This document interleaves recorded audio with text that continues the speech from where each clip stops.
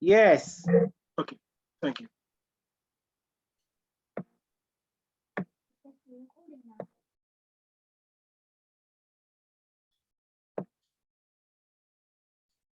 Bismillahir Rahmanir Rahim. والصلاة والسلام على سيدنا محمد وعلى آله وأصحابه أجمعين.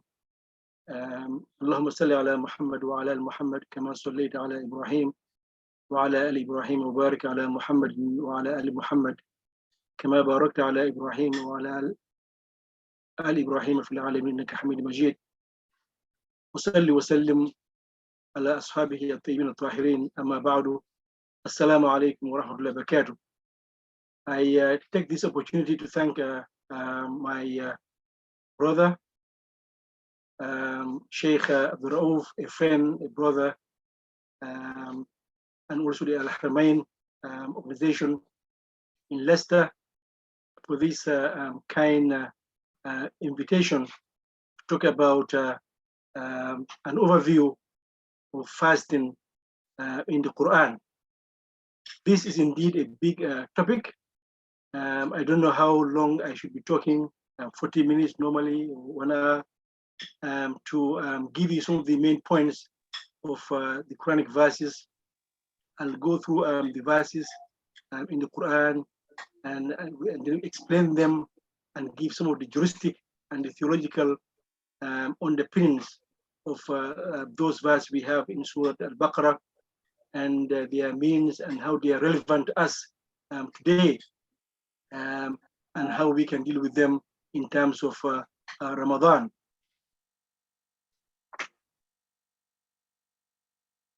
أعوذ بالله من الشيطان الرجيم. بسم الله الرحمن الرحيم.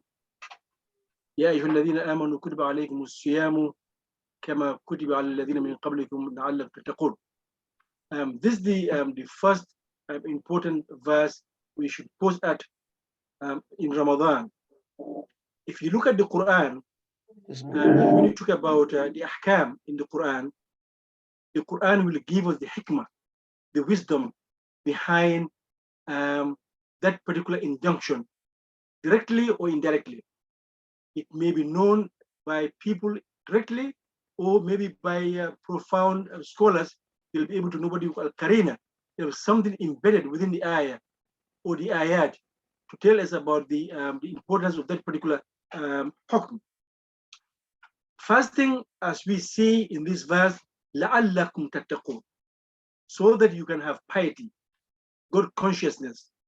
Good consciousness, taqwa, is a very important Quranic ethical principle from which other principles and values come from, emanate, taqwa.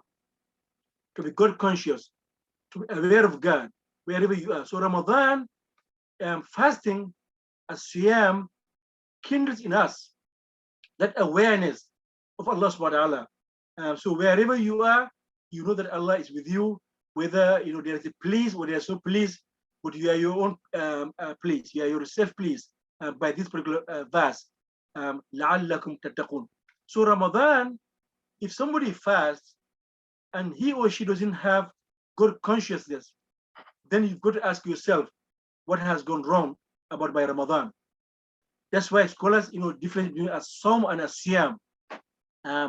Fasting from eating and drinking and relation with your family from dawn to dusk is one thing, and other thing actually to fast your body, your whole body to fast, your tongue to fast, your ears to fast, your heart to fast. Doctor, so this is the high level, according to Imam Al-Ghazali, a very profound scholar of the 10th, 11th century. Doctor, can you hear me? Yes, I can hear you. Can you make sure the slide moving? Can you slide the thingy? It doesn't slide, it's in one place. Can you make sure it's sliding? Please. Okay. Yeah, that's better. لَعَلَّكُمْ تَتَّقُونَ, so that you can have piety of Allah. That's why Imam Al-Ghazali, rahimahullah, 1058 to 11th century Muslim scholar, a great scholar indeed, Imam Al-Ghazali. He was the first person after Imam Shafi'i who wrote on Usul Fiqh, the principles of fiqh. He wrote Al-Mustasfa, Al-Usul. He also wrote, many people know him, Ihya Ulumuddin. The Revival of Religious Sciences. It's a very important book. I think everybody should read. It's about 7 volumes. Everything about Islam is there in that particular book. He said that fasting can be divided into 3 categories. Sawamul Awam, the fasting of the general people. You don't eat. Okay? All of us don't eat. That's the first level. And the second level, Sawamul Khawas, okay, you will fast and not eat, not drink, but also you will not backbite, but you'll do other small things here and there.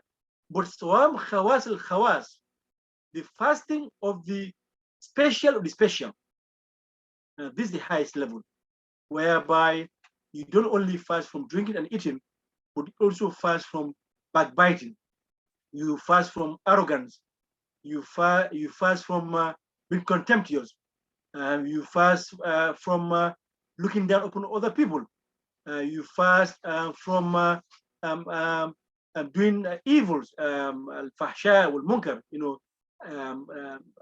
higher or bigger evils or small things that are not even good. There are small levels, of things that if you have that taqwa, you don't do. So this sawam al-khawas, the fasting of the special, Imam al-Ghazali has referred to in his writings, particularly in Ihya Ulumuddin.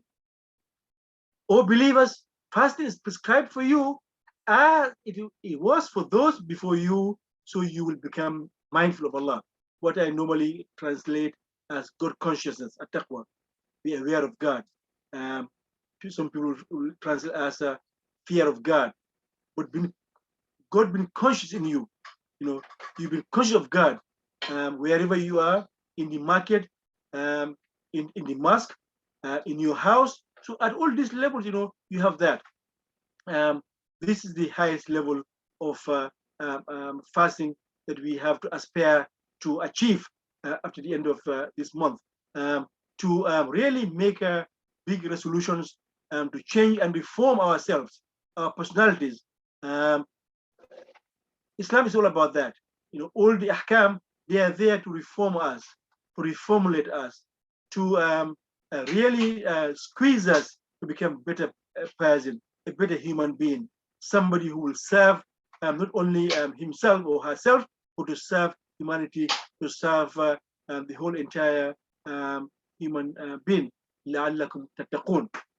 And then, of course, the famous verse that we read all the time, وَمَا أَرْسَلْنَاكَ إِلَّا رَحْمَةً لِلْعَالَمِينَ. We haven't sent you but rahmah for the entire universe. Sallallahu Alaihi Wasallam. If you look at the life of the prophets, actually, it was like that. Ya qawm, oh my people. Even the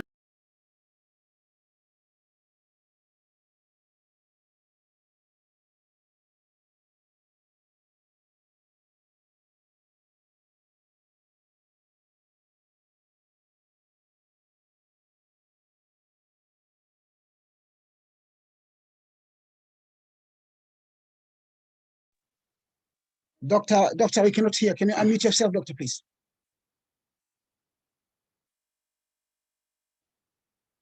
Dr. Alhaj. yes. Can you unmute yourself, please? We cannot hear you, please. Can you? Okay, we can now. Yeah, yes, we can. I was referring to that alamin, وَمَا أَرْسَلْنَاكَ إِلَّا رَحْمَةً لِلْعَالَمِينَ. We haven't sent you. This we've got to pause at. We haven't sent you but to be mercy for the universe. People say the world, but I say the worlds or the universe of the animals, the universe of inanimate, non-animals, the inanimates of human beings, the inanimates of jinn. Even the jinn, when they heard the Quran, they were so amazed. They were so interested. Quran ajaba. We had a beautiful Quran. So this was the Prophet ﷺ, the way he dealt with his people. All the Anbiya, from Sayyidina Ibrahim, Sayyidina Nuh, was calling his people to Islam, to monotheism. They were ridiculing him. It is said that he made that ark, that ship, for about 200 years. And he had to leave the country for his people. Sayyidina Yunus had to leave. Sayyidina Musa had to leave. To go. In the wild, Sayyidina Musa, Sayyidina Muhammad sallallahu alaihi wasallam had to leave Makkah sallallahu alaihi wasallam. He didn't drive them out. He left Makkah. He could have, he loved Makkah. He said he loved Makkah. And the Quran talked about that. وأنت حل بهذا البلد لا أقسم بهذا البلد وأنت حل بهذا البلد. But regardless of that, he had to leave Makkah to go to Medina. But he came back to Medina, Makkah, sallallahu alaihi wasallam, victorious, great, but he did not kill the enemies. He did not kill them. He did not admonish them. They said, Anta akhun karimun wabun akhin karim. He said, what am I going to do with you? You kicked me from Makkah, my country, my city, my town. Now I've come back. What should I do with you people? And they said, akhun karimun wabun akhin karim. A generous, honorable brother and a son of a generous and an honorable brother. This was the life of the prophets, and this was accumulated in the life of Prophet Muhammad sallallahu alaihi wasallam. أياما معدودات فمن كان منكم مريضا أو على سفر فعدة من أيام أخرى وعلى الذين يطيقونه فدية طعام مسكين فمن تطوع خيرا فهو خير له وأن تصوموا خير لكم إن كنتم تعلمون. Fast a prescribed number of days. Fasting, it's not for forever. It's for 29 days, 30 days. But whoever of you is ill or on a journey, traveling, then let them fast an equal number of days after Ramadan. For those who can only fast with extreme difficulty, compensation can be made by feeding a needy person for every day not fasted. But whoever volunteers to give more, it's better for them, and to fast is better for you if only you knew. We'll explain more of this in terms of how different scholars have talked about this particular ayat in terms of whether if someone is traveling, then they can stop fasting and then they will pay back later on. Scholars have talked about if in the custom of the people, for example, I go to Edinburgh, is that traveling? No, it's not traveling. I can just go to London from Scotland, but we don't consider it as traveling. But if we consider it as traveling, then I may break my fasting regardless of the distance. Some said, well, it has to be a particular distance of 48 kilometers. Some said no, as long as it is traveling, then you can break your fast. And then when you are from traveling, then you can pay back at the end of the Ramadan the days that you have missed. Okay.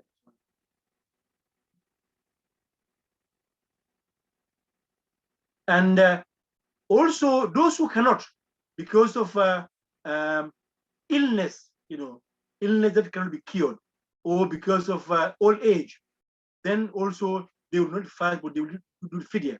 They will feed one person per day. An elderly person who cannot, a very old person, man or woman, or somebody is very ill, he or she cannot recover from the illness, and the illness will not allow him or her to fast, then they can also do the fidya. Some scholars also put in this category those who are pregnant and those who are breastfeeding. They will give fidya. Some said no, they will do the fidya and also they will compensate. So it depends, whatever you do, but do better. If you can do better, both fasting when you can, a woman who was breastfeeding, suckling, or pregnant, then she can pay back the days she has missed, and she can also do the fidya at the same time. Or she can do only the fasting, or she can do the fidya and not fast. That is also permissible. شهر رمضان الذي أنزل فيه القرآن هدى للناس. It's very important. This is the month, as we know, when the Quran was revealed to Prophet Muhammad. Once for all, from Bait Izzah to Lawh al-Mahfuz. إِنَّا أَنزَلْنَاهُ فِي لَيْلَةِ الْقَدْرِ. And then from Lawh al-Mahfuz, Prophet Muhammad, over 23 years, in small pieces, paces, until the Quran was completed. So this is a very important month. It's a month of Quran, a month in which we should be reflecting about the Quran. We should read the Quran as much as we can. We should try to know and understand the Quran. We should be connected to the Quran, and then also implement what we read in the Quran.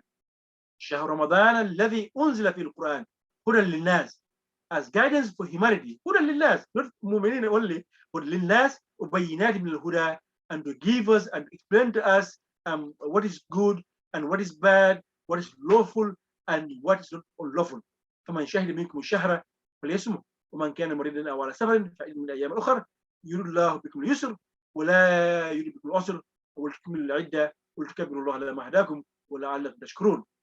They said, Sahaba, some of them were fasting when they were traveling, some did not fast, and Prophet ﷺ accepted all. So if you are traveling, you fast, it's fine. If you are traveling, you don't fast, and you pay back, it's also fine. Allah doesn't want difficulty for you. Allah wants ease for all of us. Sharia or ahkam of Islam, Islamic laws are there to make things easy for people.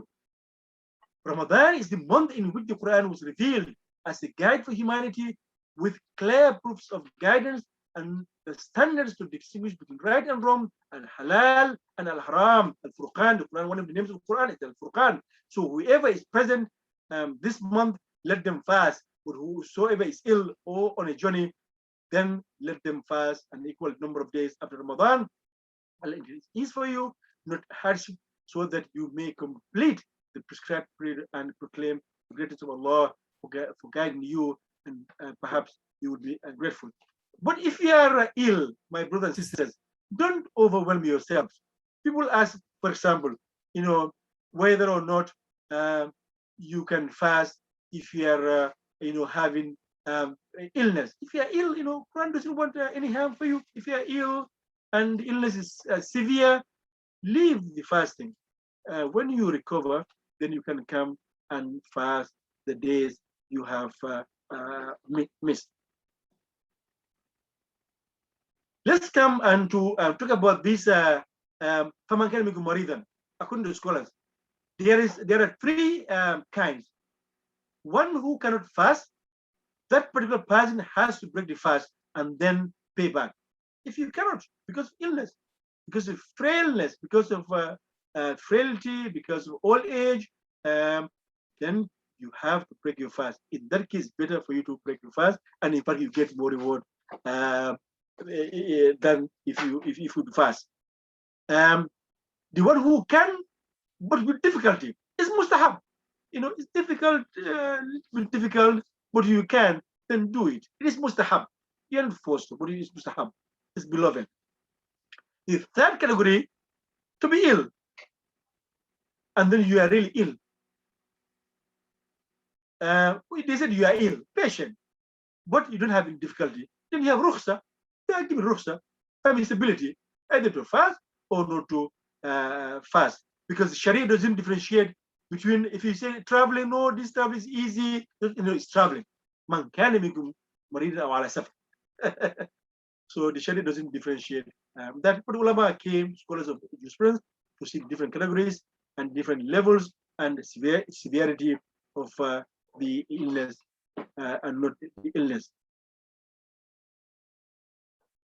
And then also here we can see, for example, with traveling, some scholars have given how much, for example, travel, some say 48 kilometers. Some actually went back to Prophet ﷺ and found that there are different ways. Prophet travel less than 48, more than 48, and then some Sahabas curtailed their prayers, joined them together, and also broke their fast, and some fasted. So generally, the Quran doesn't give any limit as long as it is traveling. But the most important thing about that we have to recognize is the niyyah, the intention. For example, as I said, I am in Dundee here, Scotland. When I travel to London, I don't break my fast. if I go to Birmingham, I don't need to break my fast. So my intention is I'm just going to Birmingham. It's as easy as that, and there's no problem about that. Number two, to get away from your houses, you become a traveler when you leave your town, your village, your city. Then you can be considered as a traveler. Some said you can even intend traveling whilst at home. But who knows, if you didn't travel. This is according to Maliki school.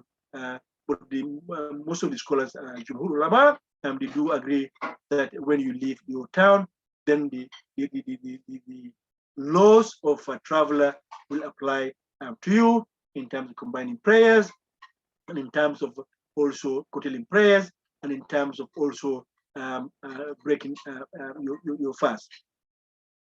This hadith, سافر مع النبي صلى الله عليه وسلم في رمضان فلم يعب الصائم المفطر ولا المفطر على الصائم. Prophet صلى الله عليه وسلم traveled. This is a hadith by Sayyidina Anas, that we traveled with Prophet صلى الله عليه وسلم in Ramadan, and he didn't complain against the one who was fasting and the one who broke the fasting. So he accepted everybody. And this is very important about Islam. In the madhahib, some might be accepting this particular madhab, but another madhab is acceptable, and so on and so forth. For example, the hadith of the Prophet ﷺ, when he told the Sahaba, don't pray Asr until you reach Bani Qurayza. Some Sahabas prayed before they arrived. Some did not pray Al-Asr until when they arrived. Some of them interpret the hadith literally, and some interpret the hadith metaphorically. They said what the Prophet meant by this particular hadith is to be fast, and not necessarily not to pray when the time of prayers come. So all of them, when they went back to Prophet ﷺ, he accepted all of them. He did not blame any of the Sahabas. So we've got to have this also, this spirit of accepting everybody. We might have differences here and there, but these are small differences. As long as we also agree on the al-usul, the main principles of Salah, of Zakah, of Hajj, of fasting, but there are small details in terms of this and that, based on a particular hadith that a particular scholar is based on his argument or her argument, and therefore we should have that big heart to accept everybody as long as they believe in Allah subhanahu wa ta'ala, and they believe in Prophet sallallahu alaihi wasallam, and they believe in the generalities of Islam. So we should accept them and embrace all of them. And this is spirit of Ramadan. We have to keep this spirit alive and have this spirit with us after Ramadan and in the years and months to come. سعيد من أيام أخر أي من مرض أو سافر, anybody who is sick, okay, or he travels, then he breaks his fast, then they will have to pay back on other days. Not necessarily, they should not be consecutive. And the people think, I have to pay my fasting consecutively. No, they should not be consecutive. If you want to do that, yes. If you don't want to do that, you can do that. All of this is accepted in Islam. The way to do fidya is to each day you break. For example, for whatever reason, whether you travel, whether not travel, but whether you are ill, or because of pregnancy, or because of old age, you have to feed a person per day you have missed. Okay, and this is an Ibn Umar في من تمادى به المرض فلم يصح حتى جاء رمضان الآخر أي يطعم مكان كل يوم مسكنا مدا. You can do the mud, the Prophet ﷺ, the sa', the sa', you to feed a person for one particular day because of old age, as I said, and because of pregnancy, and because of feeding. So this is the ruling. Some scholars applied to the one who is pregnant and the one who is breastfeeding as the ruling of the elderly person who cannot fast because of old age, because of frailty, and because of illness as well. Some said no, the one who is pregnant will have to pay back as well, and also give the fidya. Some say no, he will give only the fidya. Some say no, he can only fast, and that will be sufficient. If you do both, Allah will give you more khair and more reward. Wallahu subhanahu wa ta'ala. وعلى الذي يطيقونه فدية طعام مسكين ومن تطوع خيرا فهو خير له وأن تصوموا خير لكم إن كنتم تعلمون. Again, you see the Quran wants us to do better, to do much better, in terms of ibadat, in terms of nawafil, you do much better. The more you do, better. وأن تصوموا خير لكم إن كنتم تعلمون. If you fast, it's better for you. If you know, some scholars have tried to understand this particular ayah in terms of the medical and the spiritual benefits that one can get from fasting instead of not fasting. So it's better for us to fast, and we get more reward for Allah. And then also the physical, mental, and health benefits that go with fasting as well will be a bonus. There is a little bit in terms of what is يُطِيقُونَهُ فِدْيَةُ طَعَامِ مسكين. Some scholars say يُطِيقُونَ إِمَّا يُولِي الصِّيَامِ. Is this going back to the fasting, or is going back to the fidya? If it's going back to the fasting, if somebody cannot fast, and then they break the fast and they eat, then that particular person will not do the it'am miskin. He will do he will pay back when they can. And then some scholars said, if it goes back to the fidya, من كان يترك الفدية فله ترك الصوم والتعوذ بالفدية وهكذا كان الأمر في أول ما شرع الصوم كان التخيير. And this ayah came actually at the beginning of the fasting. People were given the opportunity to fast or to give the fidya, but for them to fast, the Quran says it's better than giving the fidya. This was the first ayah, but the scholars said then this was abrogated when the ayah came, وَمَنْ شَهِدَ مِنْكُمْ شَهْرًا فَلْيَصُمْ. Anybody who sees the shahr, let them fast it. Again, there are differences. We need to explain shahida and shahada here. Doesn't necessarily mean that you go to witness and the sighting of the moon. As long as it's sighted, then you can fast. Some scholars say believe that you've got to see it. They think you've got to see it by your own naked eyes. But the hadith doesn't say that. Fast by sighting the moon and break by sighting the moon. But the Quran doesn't say, or the hadith doesn't say whether we have to see it by our own eyes. Here, whether we can sight mathematically, scientifically or not. The Quran is telling about that, and the hadith is also telling about that.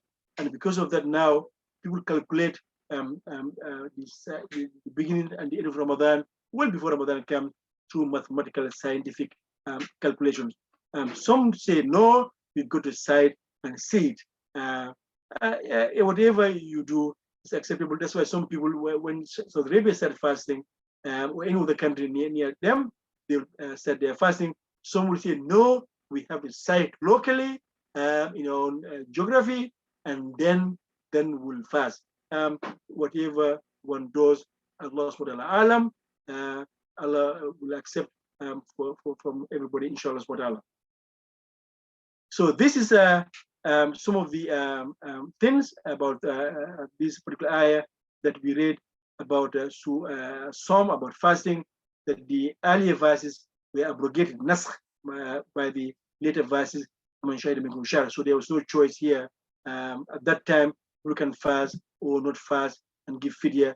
But now you have to fast if you can, if you are able, unless there are ailments. If somebody is ill, then he or she will not fast, but she or he will pay back when they can. Those who are old and they cannot fast, they will give out fidya on their behalf. And those who are breastfeeding, ladies and those who are pregnant. Then also there's a difference among scholars that they will break their fast, but they will pay back, but at the same time they will do the fidya. Some said no, they'll give only fidya and not pay the fasting. Some say no, they will fast and they will not pay any fidya. So if you can fast and pay fidya at the same time, that's much better. But if you can do what you can, Allah will reward you accordingly.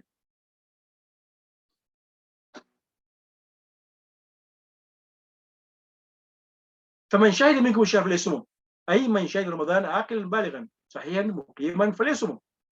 Somebody who a Muslim sees the moon, sees the moon, they have aql, they are of the age of puberty, then they should fast. Even somebody who becomes a Muslim, a few minutes after deciding, they will fast. Somebody who has puberty, they should start fasting as well.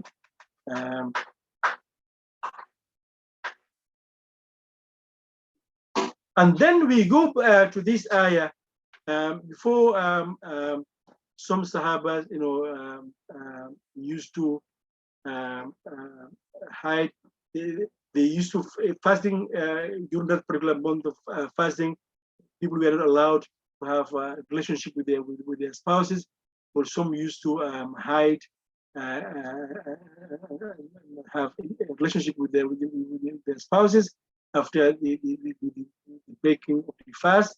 Then the ayat came, أحل لكم الصيام الرفث إلى نسائكم هن لباس لكم وأنتم لباس لهن علم الله أنكم تختنون أنفسكم فتاب عليكم وعفى عنكم فالآن باشروهن وابتغوا ما كتب الله لكم وكلوا واشربوا حتى يتبين لكم الخيط الأسود من الفجر ثم أتموا الصيام الليل ولا تباشروهن وأنتم عاكفون في المساجد تلك حدود الله ولا تقربوها كذلك يبين الله آيات للناس لعلهم يتقون.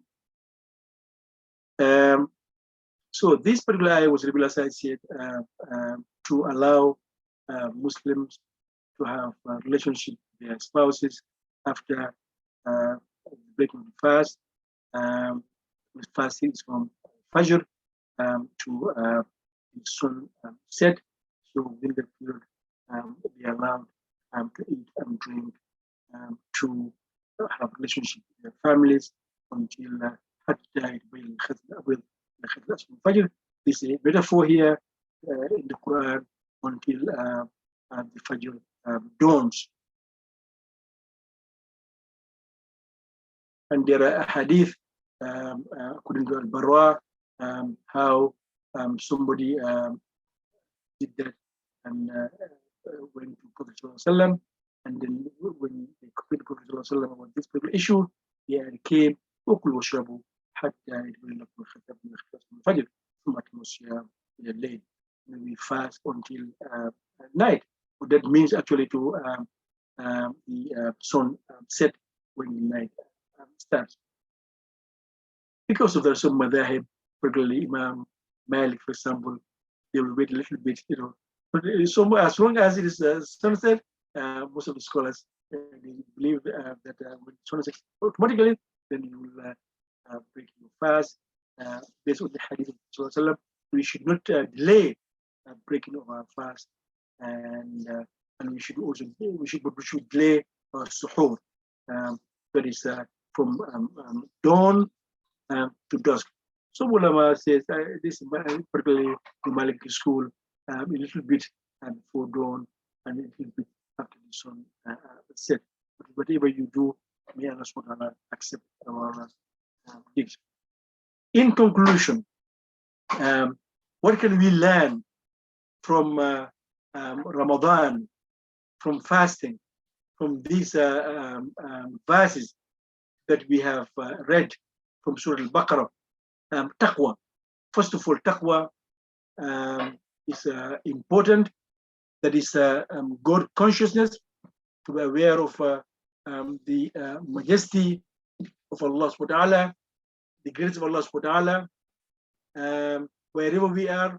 And this is important for a believer to be aware of Allah subhanahu wa ta'ala, to be in the way they deal with their family, they deal with their children, they deal with the entire humanity, they deal with their neighbors.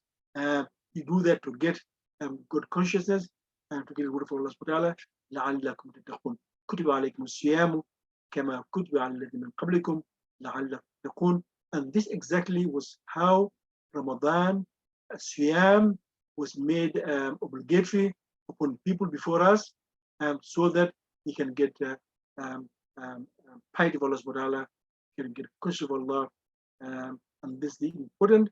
And as I said, this is the big moral value in the Quran. This is the biggest probably moral value in the Quran. And from this moral value, we have other moral values.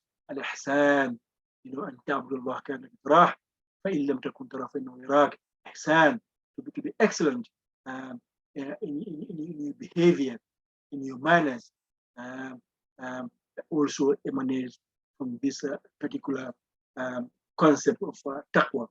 And then reflection on deeper meanings of the Quran. For us to read the Quran, for the Quran to become our friend, an opportunity to read the Quran, at least finish the Quran once, the Quran once this Ramadan. Also sit in the Majlis of the Quran, where Quran is being recited, is being read, Quran is being explained by shuyukh, by ulama. We should make this an opportunity to do that during this holy month of Ramadan. Ramadan, again, is spiritual development for us. It develops us spiritually. It cleanses us. قد أفلح من زكاها وقد خاب من دساها. The one who is successful is the one who has purified their soul, their heart, and the one who has lost is the one who has not cleansed themselves. They haven't purified themselves. That's why the Quran says, وَالْعَصْرِ إِنَّ الْإِنسَانَ لَفِي خُسْرٍ إِلَّا الَّذِينَ آمَنُوا وَعَمِلُوا الصَّالِحَاتِ فَلَهُمْ إِلَّا الَّذِينَ آمَنُوا وَعَمِلُوا الصَّالِحَاتِ وَتَوَاصَوْا بِالْحَقِّ وَتَوَاصَوْا بِالصَّبْرِ. Man is at loss. Humanity is at loss, except those who believe and do good deeds, and also advise each other on patience and truth. This summarizes this particular surah, summarizes the essence of Islam, according to Imam al-Bukhari, Imam al-Shafi'i, and many of the scholars, that to have Iman and to do deeds, and also to talk about truthfulness and patience, and these are very essential in Islam. Self-restraint and patience.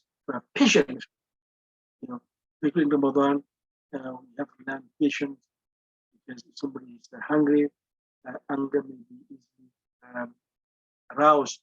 So we need to learn in this month to be patient with everybody, to be patient with our children, to be patient with our family, to help everybody. For example, Prophet according to hadith in the Sirah, one time he was praying, his grandson Hussein came and sat on his back, and the Sahabas were even afraid what happened for a long time. He came out from his sujood. After prayer, the Salah, they asked him what happened. He said, I allowed him to enjoy himself and enjoy it sitting on the Prophet's back. So you need to learn this patience in Ramadan. Patient, particularly during difficult time, as the Quran talks about that in many cases. That's a difficult thing to have patience. That's why you need to have patience a lot to allow everybody to express themselves. That's what the Quran says. والذين إذا أصابتهم مصيبة قالوا إنا لله وإنا إليه راجعون أولئك عليهم من الرحمة أولئك هم المهتدون. Those when they have difficulty, then they will go back to Allah.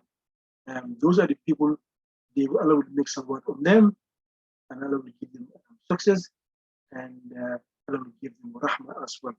We cannot get those qualities unless we have patience and self-restraint, not to be easily angered, and to learn to forgive, to learn compassion, learn the, as I said, the big, deeper means of Quran in terms of patience and compassion and forgiveness and giving. Sallallahu Alaihi Wasallam, when he came, for example, to Mecca, victorious, he did not kill those who were against him, those who drove him and his Sahaba and his family from Mecca, but he told them, Antum Turaqa, idhabu Antum Turaqa, go, you are free. He freed all of them. He gave some of them ghanima. In fact, he gave them some camels, money he gave them. If you will translate that amount of money he gave those people in today's value, he gave them a lot. So we should learn to be patient. We should learn to be self-restrained. We should learn to develop our spirituality as well in this month of Ramadan by reading the Quran, by being charitable, and the self-purification, as I said, purify ourselves. This inner being is important in Islam.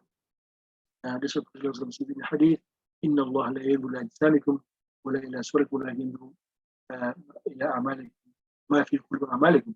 Allah doesn't look at our images, our physique, but He looks at our heart and what we do. So this heart is important, and this we do is important in Ramadan, and we should try to develop these beautiful qualities and values during Ramadan. Being charitable and give charity, this month of charity, Prophet used to, he was the most generous person, kindest person, most gentle person, but he would become even the most gentle and the kindest and most charitable in this month. If you do something in your family, then you should do better at this month. If you're really good, you should do better in this month of Ramadan. And then the other, there are many lessons, but the final lesson that we think about is cooperation, partnership, promote good. For us to being in the UK here, in Europe, we should be partners in promoting good, in promoting truth, in promoting human dignity, in promoting charitable work in the UK, around the world, really during this very difficult time of the pandemic. We should strive to cooperate and partner with all the charities to help the needy and the poor.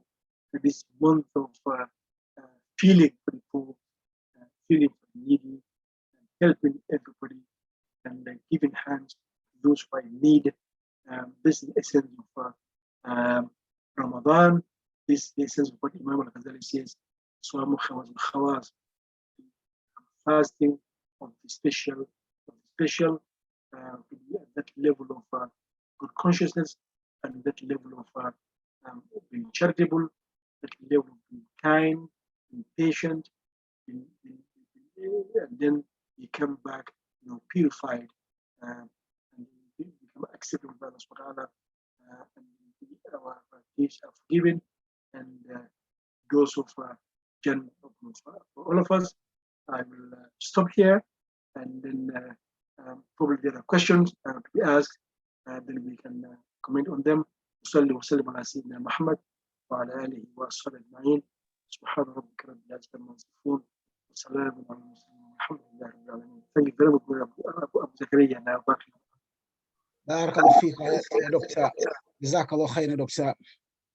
That was very informative. Now anybody's got a question, you got a question, put a question forward, please, and make sure your question is within the topic. Barakallahu feekum.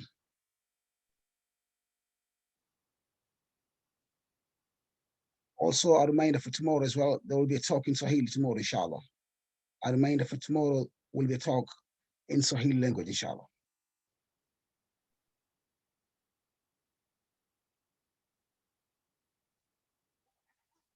I think somebody raised their hand. Who is that? Yeah, there's a question there, Doctor. Can you see it? Where is the question? I haven't seen the question.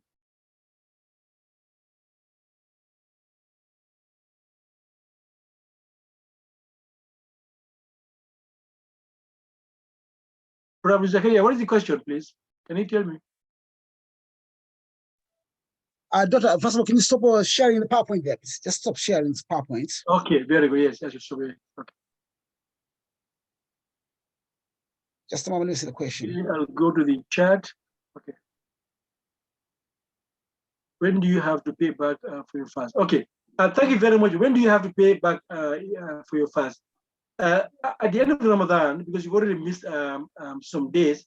So at the end of Ramadan, anytime before the other Ramadan comes, then you have to pay back whatever you have missed. And if it depends who you are. If somebody is a pregnant person, if they have given the fidya when they fed a person for every day they have missed, then they have the choice of either paying back or not paying back. That fidya will be sufficient for them, according to some scholars. Some scholars say no, you'll also pay back when you can, when you are fit to pay back. Those who are, ill because of old age, they are frail, they can't fast, they will not fast, will only pay fidya for them. Every day you feed a person. Maybe here people don't eat a lot of rice, so what you could the amount of that particular money should be given to them. Maybe let's say 10 pounds. It depends, 3 pounds, 4 pounds, where you are, 5 pounds. You give out for every particular person. Okay, the more you do, the better, and the more reward you get. Okay. When people accept Islam during Ramadan, can they start fasting? Yes, they can start fasting if they can. We shouldn't force them. We shouldn't force them. Because they've just come, they've just become Muslim. We shouldn't force them. We should encourage them. The most important thing, first of all, La ilaha illallah Rasulullah. They should establish that. They should establish prayer. Okay, and then if they can fast, they can fast. So we encourage them that these are the pillars of Islam. And then they will start slowly and surely, and then otherwise we'll make them, even hate Islam if you force them, if you put many things on them, if you overwhelm them, they can even hate Islam and then run away. So we should step by step. First of all, Shahada, and then Salah. Okay, then you have wara yourself, then smaller things will come in as well. Assalamu alaikum. Breastfeeding women, should they feed a poor person or repay the dates they missed? They will, once they have breastfeeding, they will feed a person per day. Okay. After that, when they become well and they don't need breastfeeding and they can, if they want, they can pay back this they have missed, or they will not pay back. They have the choice. Of course, how sick you should have to be to stop fasting. Well, you know yourself. That's why somebody came to Prophet and said, "It's the qalba." You know yourself. More than anybody else. Of course, you don't need to go to a medical doctor to say that you are. If you're ill, I mean, if you, for example, somebody gets loses consciousness, for example, somebody is constantly taking medication. You couldn't take medication constantly. So you cannot fast definitely, and therefore you should give a fidya. But for example, I have a little bit headache here and there. That should not bother you. I mean, to fast, then you should fast. Okay. Okay. I think okay. So these are the ones I've got here. Yes, brother Abu Zakaria. I think I've answered most of the questions. Let me see where they're speaking down. If somebody is pregnant, should they fast? I will advise people when they are pregnant not to fast, because you need energy, not only you, but you have a child that you are bearing. MashaAllah, this is a kurha la kurha, difficulty upon difficulty. So you should not fast. This is my recommendation, but you should do fidya. You should give fidya. And when you are able to pay back the days as well, if you want to, you can do that, and you get a double reward, even triple reward. Being pregnant, and then giving the fidya, and also paying the days as well. Right?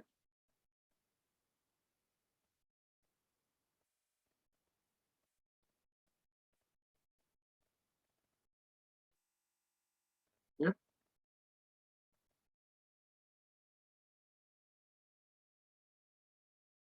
Any other questions? If anybody wants to speak as well, they can unmute themselves and speak as well. Yeah.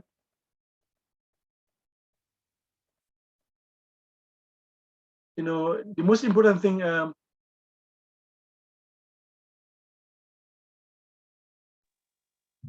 Doctor, can you unmute yourself, doctor, please?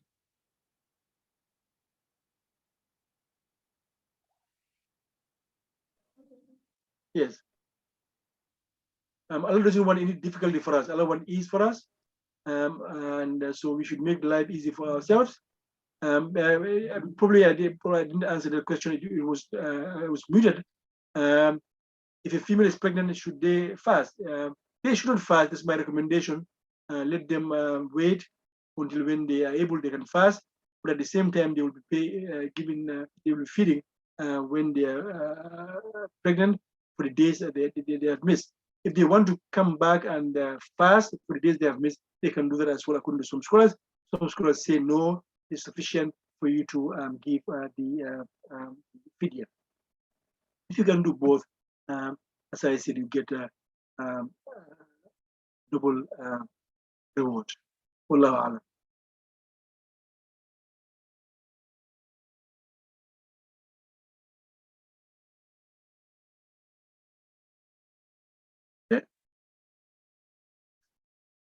People can ask questions directly as well. They can speak, and they can meet themselves and ask questions if they want to.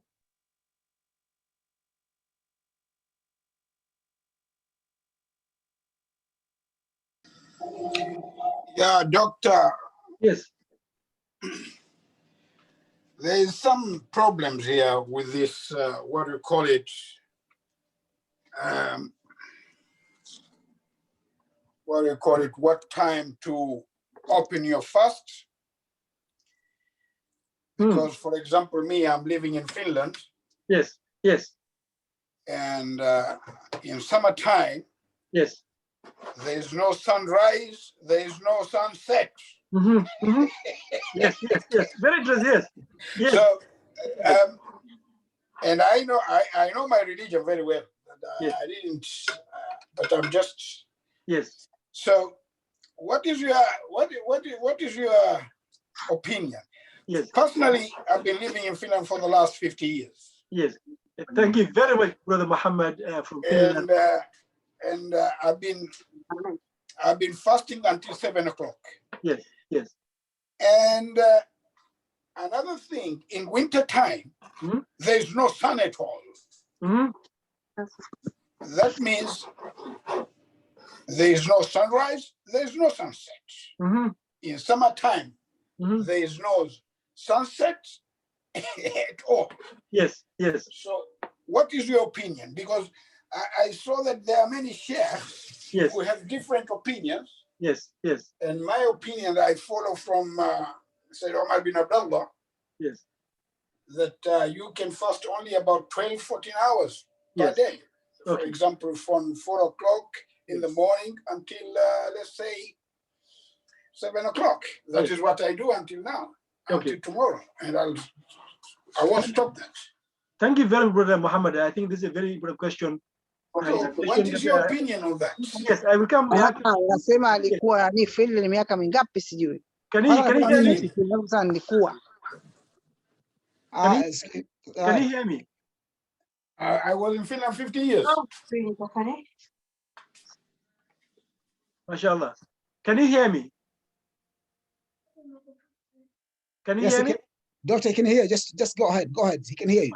Thank you very much, Brother Muhammad, for your very good question in terms of when do we start fasting and when do we finish. Particularly now, the cycle has changed. I think in Finland and Scandinavian countries, these are extreme. Scotland here, I can give an example. In Scotland here, normally the sunset will be around, okay, we started 4 or 5 years ago, around 10 o'clock, okay? And then the dawn, Al-Fajr, is actually 1:30, 1:30 actually. So you have to fast, either you fast from 1:30 until 10 o'clock. But what they have done a fatwa, similar to what you are saying actually. So there are different fatwas here.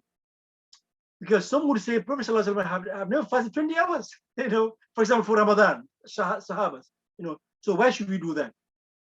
So the one opinion is to go by a country next to you that has normal sunset and sunrise, like Morocco, for example, or Tunisia, okay, or Tanzania, or Kenya, for example, or Saudi Arabia, doesn't matter.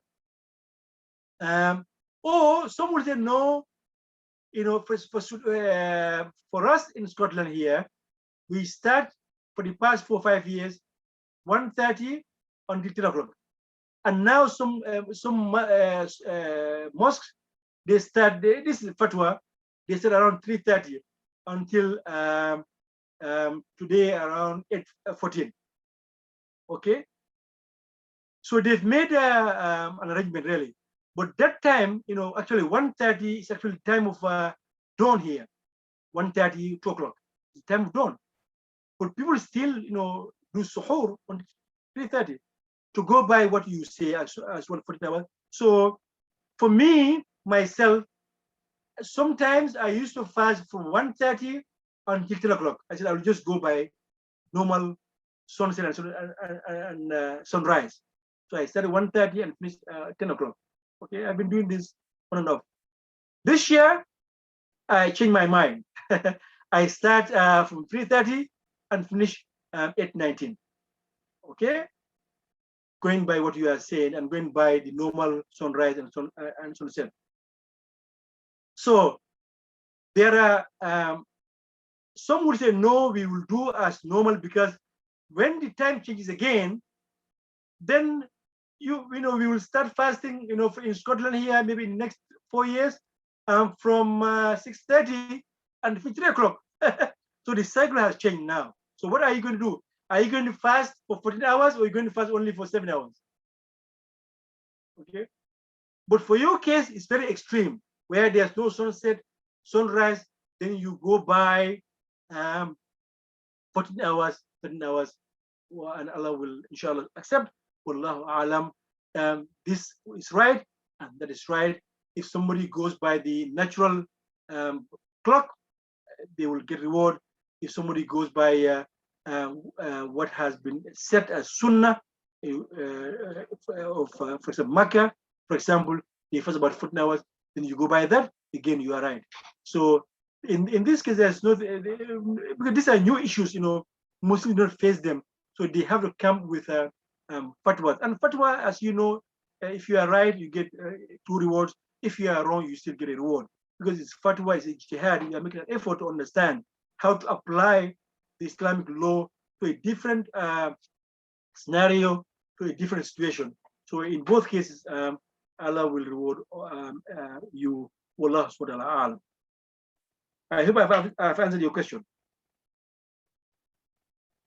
Is if we follow the moon from Saudi, yes, why don't we follow the sun also from Saudi? Exactly. Yeah. This is another. This is another opinion actually. You should not witness it. If it is seen, and the hadith says, "Sumul ruyati," fast by its sight and break by its sight.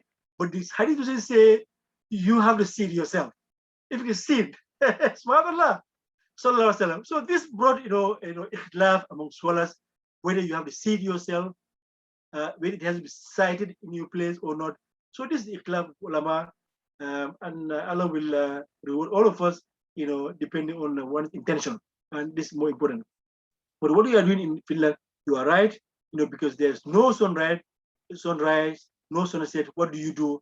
Go by Saudi Arabia or Tanzania or Gambia or Morocco, where they have normal sunrise and normal sunset. Because this is abnormal, really. And this comes like a cycle. After every 20 years or so, it will come and it will go back to the cycle again for another couple of years and then change again. So may Allah reward all of us, inshallah. Marhaba. Thank you very much, Al-Habib. Thank you, my brother Muhammad. Yes, any other question?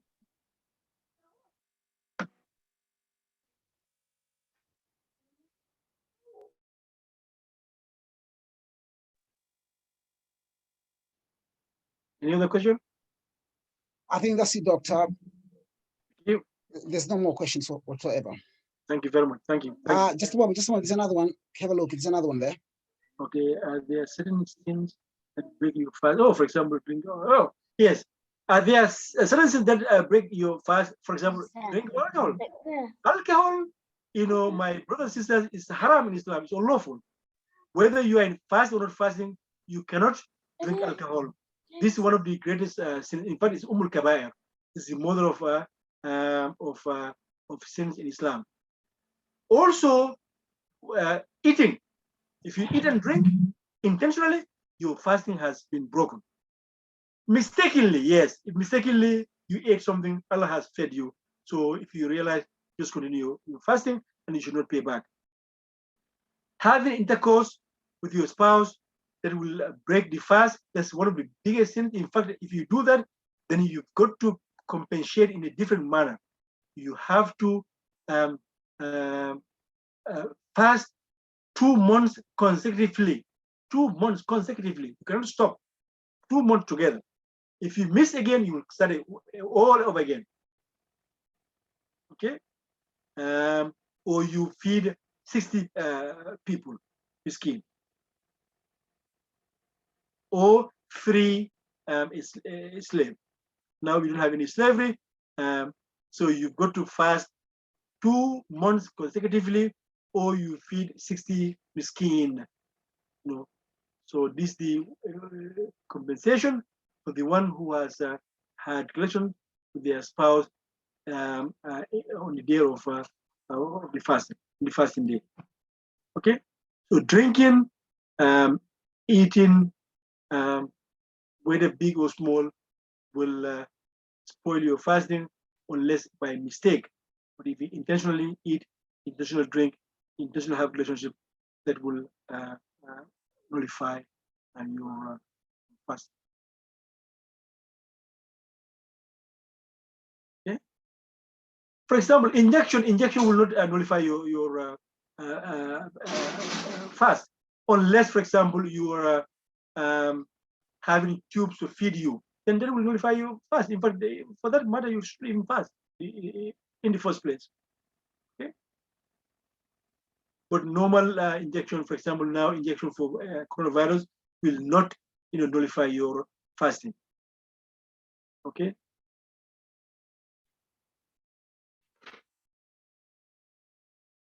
Smelling something, perfume will not nullify your fasting. Okay. Any other question? Yes, there's another one there, the last one. Is it sinful for a mature person to not fast? Oh, it's a big sin to not fast, and you are mature, you are healthy, you don't have any reason not to fast. Then there's a great sin. That means you have actually defied, God's commandment. So Ramadan is a blessed month. It's a month of forgiveness and compassion. Prophet ﷺ said, the one who doesn't fast, doesn't capitalize on the rewards of the fasting, benefit of fasting, has lost a lot. has lost greatly. So the person who hasn't fasted and he or she is mature and able has committed a great sin. May Allah forgive all of us. Yes, brother Abu Zakaria. Barakallahu fika, Doctor. I think that's it for today. We'll come to an end, and we ask Allah to accept it from you and us as well. And we thank you for being with us today here, Doctor. And inshallah, we'll see you again. With this one, we come to an end.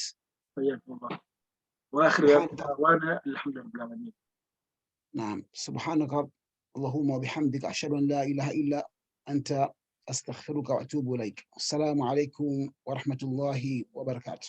وعليكم السلام ورحمة الله وبركاته. Thank you very much, brother. Thank you.